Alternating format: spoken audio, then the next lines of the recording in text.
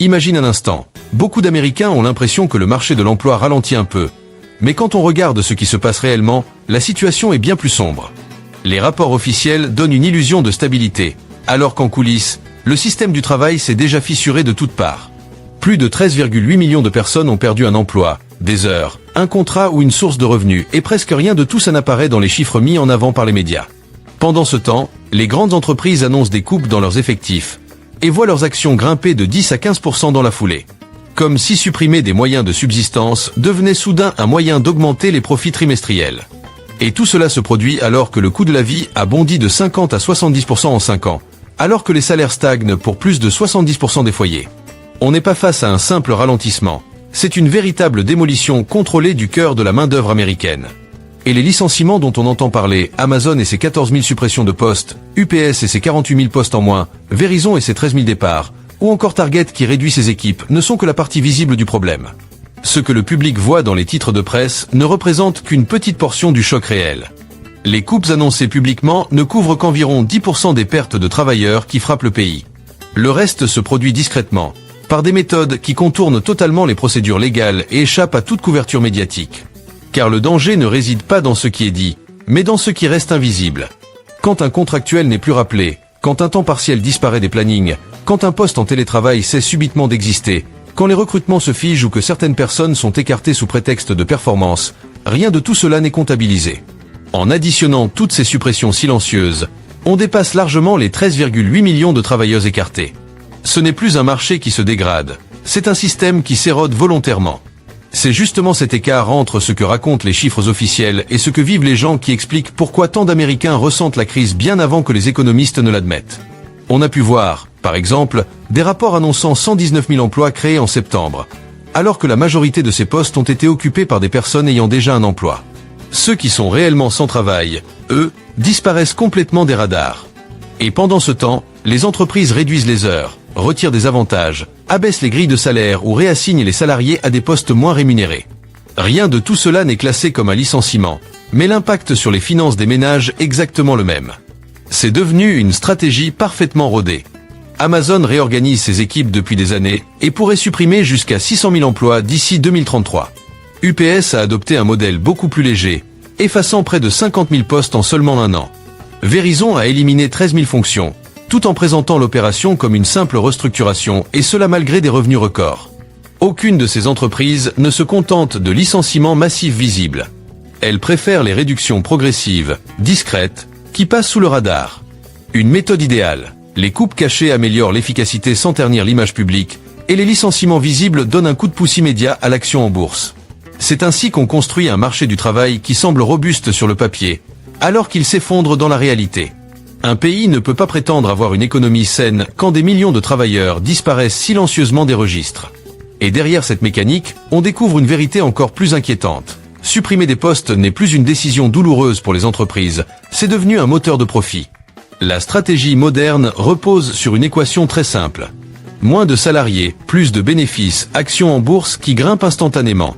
Les géants américains réduisent donc leurs effectifs à une vitesse jamais vue depuis plus de 10 ans, y compris lorsqu'ils disposent de milliards en réserve.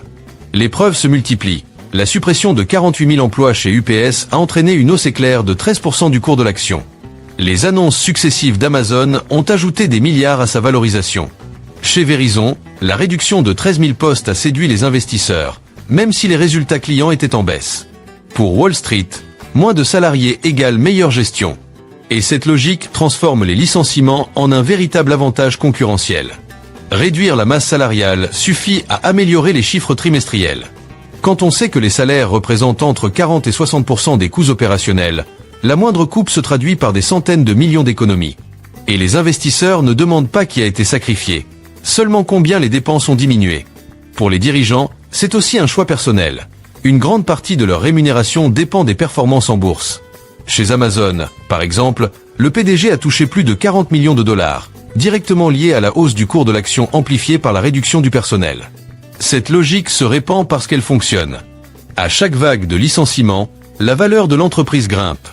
Les concurrents suivent, de peur de paraître moins efficaces. Si un grand distributeur supprime 10 000 postes, les autres s'alignent. Si un géant de la logistique efface des dizaines de milliers d'emplois, ses rivaux n'ont plus le choix. Résultat, ce n'est plus l'économie réelle qui dicte les décisions, mais la mécanique financière. Les entreprises licencient de manière anticipée, non parce que la demande baisse, mais parce que les investisseurs attendent toujours plus de marge. On ne leur demande plus d'innover, de créer ou d'améliorer leurs produits. On leur demande d'ajuster les effectifs, encore et toujours. Et c'est là que les choses deviennent vraiment inquiétantes. Car lorsque les suppressions d'emplois deviennent une stratégie de profit à part entière, l'effondrement de la main-d'œuvre n'est plus un dommage collatéral, c'est le modèle économique. Alors une question se pose, qui sont les premiers touchés? Et la réponse est claire, le cœur même de la main-d'œuvre. Les salariés expérimentés, les travailleurs plus âgés, les diplômés, ceux qui représentaient autrefois la stabilité. Aujourd'hui, beaucoup d'entreprises les considèrent non plus comme une richesse, mais comme un coût trop élevé. Supprimer un employé expérimenté peut représenter l'équivalent de 2 ou 3 salaires d'entrée de gamme. Le choix devient vite évident pour les directions. Cette sélection brutale n'a rien d'anecdotique, elle est devenue systémique. Les algorithmes de recrutement privilégient désormais le coût plutôt que la compétence. Certains outils utilisés par de grandes entreprises, comme les filtres automatisés de Workday, ont même été accusés, dans des procès fédéraux, d'écarter les candidats de plus de 40 ans. C'est presque une catégorie entière de travailleurs qui disparaît des radars. Et le même phénomène frappe les jeunes diplômés. La promesse traditionnelle, obtenir un diplôme, puis grimper les échelons, s'est effondrée. Au Royaume-Uni, 1,2 million de nouveaux diplômés se battent pour seulement 17 000 postes. Ce n'est plus un marché tendu, c'est du chômage structurel. Aux États-Unis, l'inflation des diplômes et la contraction des embauches laissent des millions de jeunes diplômés surendettés et sans aucune porte d'entrée dans le monde du travail. Imagine un marché du travail tellement saturé que même le diplôme finit par perdre de sa valeur. C'est exactement ce qui se passe aujourd'hui. Et quand cette pression s'abat sur le cœur de la main-d'œuvre, c'est toute la mécanique interne des entreprises qui se dérègle. Les postes intermédiaires disparaissent, les échelons où l'on formait les nouveaux, où l'on construisait une carrière solide, se volatilisent les uns après les autres. Résultat, les débutants n'ont plus personne à remplacer, et les postes seniors restent bloqués au sommet. La pyramide professionnelle se vide de son centre. On se retrouve alors avec un monde du travail déformé, presque bancal. En haut, un petit groupe protégé de cadres et de dirigeants. En bas, une armée de travailleurs mal payés. Au milieu, plus rien. Ce qui faisait tenir l'économie moderne se dissout discrètement, non pas dans de grands plans de licenciement médiatisés, mais à travers une élimination ciblée, pensée uniquement pour maximiser les bénéfices. Et cette érosion du milieu mène directement à un autre phénomène, tout aussi stratégique, l'usage de l'intelligence artificielle. Pas parce que l'IA remplace déjà des millions d'emplois, mais parce que les entreprises se comportent comme si c'était le cas. En réalité, la technologie n'a pas encore la capacité d'exécuter la majorité des tâches humaines. Pourtant, les dirigeants réorganisent déjà leurs équipes, anticipant un futur qui n'existe pas encore. Grâce à ce prétexte, ils suppriment des postes, affirment moderniser leur modèle et transforment une réduction de personnel en prétendue innovation. L'IA devient un outil financier avant d'être un outil technologique. C'est simple, en invoquant l'automatisation, les entreprises évitent les mauvaises presses, les obligations légales et peuvent couper dans la masse salariale sans rendre de compte. Ce narratif a permis de faire disparaître des milliers d'emplois dans la logistique, le support client, l'administratif, les finances ou la gestion de données. Et bien souvent, ces tâches nécessitent encore une supervision humaine. Mais ce n'est pas le plus inquiétant. Car l'IA, dans sa version interne, ne remplace pas les travailleurs. Elle remplace leur pouvoir de négociation. Des systèmes d'analyse comportementale étudient le moindre détail. La rapidité à répondre aux emails, les préférences de planning, les habitudes numériques, la localisation, les variations de productivité. Tout cela pour identifier qui est le plus vulnérable financièrement. Et ceux que l'algorithme considère comme fragiles se voient attribuer des salaires plus bas, des horaires moins avantageux ou moins d'opportunités d'évoluer. Uber en est l'exemple parfait. Dès qu'un conducteur montre des signes de détresse financière, son modèle de rémunération s'ajuste à la baisse. On parle ici d'une technologie qui ne remplace pas l'humain, mais qui exploite ses difficultés. Dans le recrutement, c'est la même logique. Les algorithmes qui analysent l'historique salarial figent les candidats dans des grilles de salaire faibles. Peu importe leurs compétences, avoir gagné moins dans le passé signifie que l'on gagnera moins dans le futur. Les entreprises économisent ainsi des milliards en comprimant les salaires automatiquement, sans jamais ouvrir la discussion. Ce n'est plus de l'IA. C'est un verrou économique. Et tout cela se produit alors que le coût de la vie explose. Là encore, l'écart entre les chiffres officiels et la réalité du quotidien est immense. On annonce une inflation autour de 3%, mais les familles voient tout grimper. Le logement a pris 35 à 50%, l'assurance auto entre 40 et 80%, les courses 25 à 40%. Les soins de santé coûtent plus cher, les factures d'énergie montent, les taxes locales suivent derrière. Si l'on additionne toutes ces hausses, les dépenses réelles des ménages ont bondi de 50 à 70% en 5 ans. Rien à voir avec les statistiques rassurantes diffusées au public. Et ce décalage n'est pas un hasard. Le système de mesure sous-évalue certains coûts et ignore d'autres catégories de dépenses, ce qui crée une image d'inflation bien plus faible que celle que vivent les gens. Pendant ce temps, les entreprises pratiquent la shrinkflation, les frais cachés, les services réduits, des hausses déguisées qui n'apparaissent nulle part dans les données officielles. Pour certaines multinationales, provoquer artificiellement la rareté est même devenu une stratégie rentable. Le résultat, c'est que pendant que les salaires sont artificiellement compressés, les dépenses s'envolent. Même les salariés qui conservent leur emploi reculent financièrement. Quelques pourcentages d'augmentation ne suffisent plus. Le logement, à lui seul, absorbe toute la hausse. Pour beaucoup, il ne reste plus rien pour épargner, et les dettes deviennent une nécessité. Face à cette équation impossible, un nouvel effet se généralise, la multiplication des emplois. De plus en plus d'Américains cumulent 2, parfois 3 travails, non pas pour s'offrir un confort supplémentaire, mais simplement pour rester à flot. Ce n'est plus une stratégie pour améliorer son train de vie. C'est un mécanisme de survie. Aujourd'hui, environ 5,5% des travailleurs occupent plusieurs emplois, un chiffre qui monte chaque année.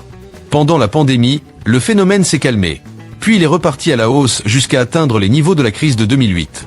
Les rapports officiels eux-mêmes confirment ce basculement. Une grande partie des nouveaux postes créés récemment n'ont pas été attribués à des chômeurs, mais à des personnes qui avaient déjà un travail.